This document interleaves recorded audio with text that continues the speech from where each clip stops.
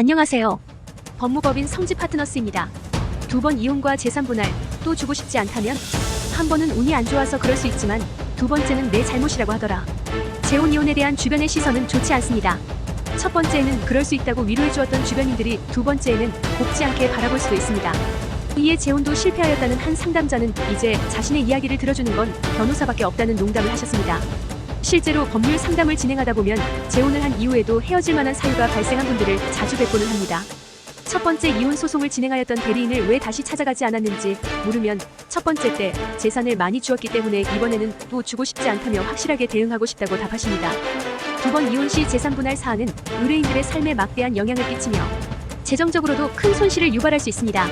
저희 법인에서 만난 다른 의뢰인들과 같이 또 주고 싶지 않다는 생각을 강하게 갖고 계시다면 목록 작성, 감정평가부터 부동산 및 예금 형성 과정, 금전 거래 내역까지 철저한 검토를 받으셔야 합니다.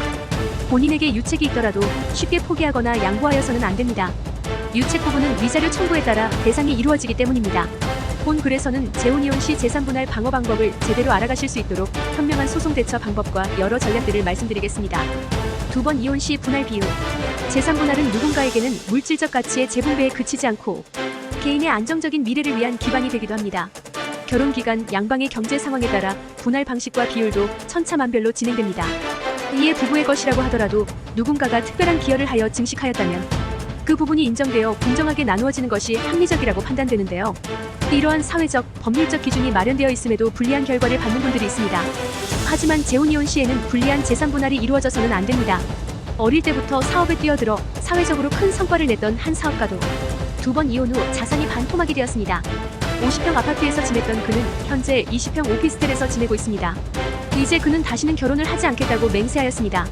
재혼 이혼을 한다고 해서 법정이 가중 처벌을 내리듯이 비율을 결정하지는 않습니다. 재산 증식 및 형성 과정과 직장활동 경력, 가계 지출 관계 등을 종합적으로 고려합니다. 문제는 법원이 집안일 또는 양육만을 전담하였어도 자산 형성에 일정 부분 관여하였다고 판단한다는 데에서 기인합니다.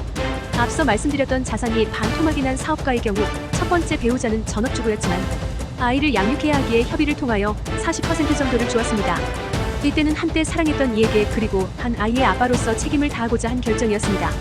반면에 두 번째 배우자는 결혼 기간이 짧고 자녀도 없음에도 분할 비율을 38%나 인정받았습니다. 그의 사업에 조언을 해주고 도움을 준 이로 사업에 참여하였던 바가 있었는데요. 그의 재산 증식에 기여를 하였다는 점이 상당 부분 인정되었기 때문입니다. 하지만 두 번째 소송에 돌입하기 이전인 여러분들에게는 아직 기회가 있습니다. 재산 분할 방어 전략.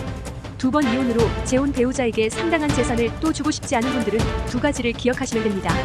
첫 번째로 부부의 공유 재산은 분할 대상이 되며 기여 정도에 따라 비율이 결정됩니다.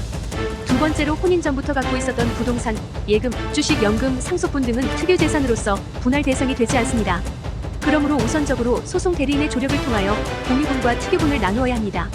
이때 대리인의 조력이 필수인 이유는 특유 재산도 분할 대상이 될 수 있어 주의하여야 하기 때문입니다. 상대가 해당 자산을 유지하는데 기여한 바가 있다면 그 점을 평가하여 분할이 될 수도 있습니다. 따라서 상대 측의 주장을 합리적으로 반박할 수 있는 경험이 많은 법률 전문가의 방어 전략을 따르는 것이 안전합니다. 더 자세한 내용은 다음의 실제 사례를 읽어봐 주십시오. C씨는 재혼 배우자인 R씨와 5년 만에 혼인 해소를 결정하였습니다. 그런데 R씨는 결혼 당시 주택 구입비나 혼수 등을 준비하지 않았음에도 가사를 전담했다는 이유로 40% 분할을 요구하였습니다. 그리고 법정에 가도 이 정도는 인정될 것이라며 각자 변호사 비용을 아끼고 합의하자고도 하였습니다. 하지만 C씨는 첫 번째 이혼 때도 40%를 주었기 때문에 또 주고 싶지 않아 저희 법인을 방문하셨습니다. 본 대리인이 사안을 검토한 후 소송을 제기하였습니다. R씨가 주장하는 공유 재산은 사실상 C씨의 특유 재산이므로 분할 대상이 되지 않는 점을 주장하였습니다. 이에 R씨는 소송 결과가 불리할 것이라고 판단하여 조정을 요청하였습니다. 그 본 대리인이 합리적인 비율을 산출한 결과 30%로 조정이 성립되었습니다. 첫 번째 결혼을 정리하면서 경제적 타격을 받은 바 있다면 두 번 이혼 시에는 재산 목록 작성부터 다른 방식으로 대응하여야 합니다. 본 글을 통하여 이별 때마다 닥치는 문제는 현명하게 해결할 수 있는 조언을 얻으셨기를 바랍니다. 혼인신고는 하지 않았더라도 사실혼이었다면 재산 분할 문제는 똑같이 발생될 수 있음도 주의하시기 바랍니다. 확실한 방어 전략과 전문가의 조언으로 미래의 재정적 안정을 보장받으시기를 바라겠습니다. 이상 법무법인 성지파트너스였습니다. 감사합니다.